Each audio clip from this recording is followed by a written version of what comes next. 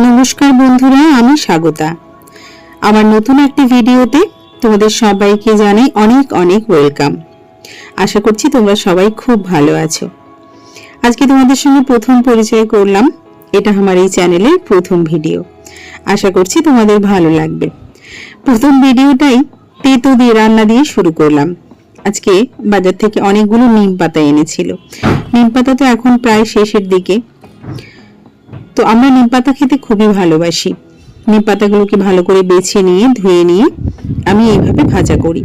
অনেকে হয়তো তেলের মধ্যে দিয়ে ডাইরেক্ট ভাজা করে। আমি প্রথমে যেভাবে আমি আমার মায়ের কাছ থেকে শিখেছি, প্রথমে ভালো করে ধুয়ে নিয়ে কড়াইতে তেল না দিয়ে পুরোপুরি আগে ভালো করে জলটা শুকিয়ে নিই। তারপর একটু সময় লাগে এই রান্নাটা করতে। তারপর অনেকটা সময় পর যখন জলটা শুকিয়ে যায়, তারপর আমি এটার উপর তেল দিই।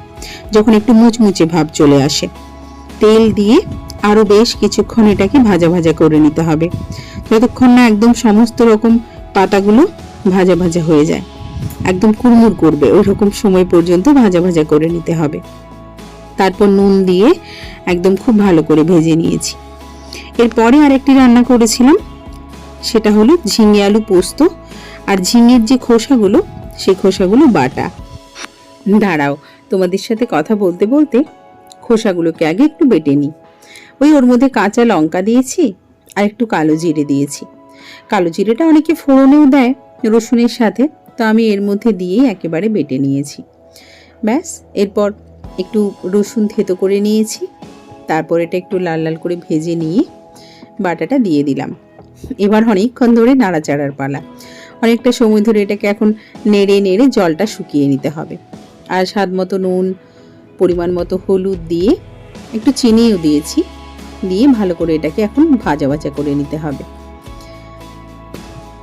তোমাদের কাছে আমার একটাই রিকোয়েস্ট, কেমন লাগছে তোমাদের আমার এই ভিডিওটি দেখতে তোমরা কিন্তু অবশ্যই আমাকে কমেন্ট করে জানিও। আর দেখো, ভাজা হয়ে গেছে।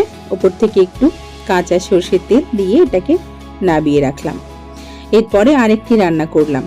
আজকে তোমাদের সঙ্গে সবগুলোই রান্না দিয়ে শুরু করলাম।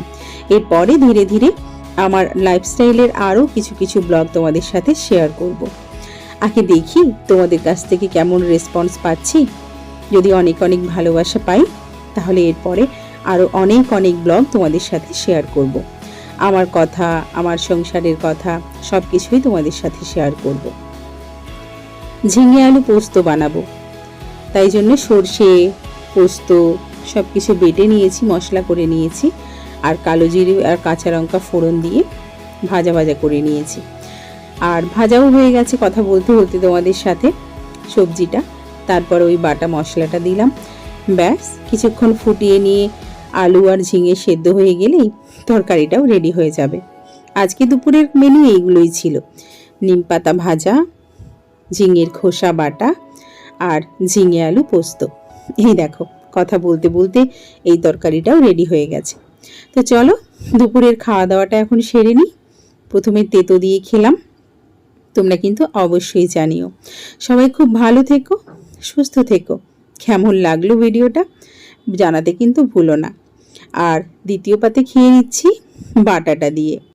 আজকের মতো ভিডিওটা এখানেই শেষ করি। খুব তাড়াতাড়ি দেখা হবে তোমাদের সাথে পরবর্তী ভিডিওতে। টাটা।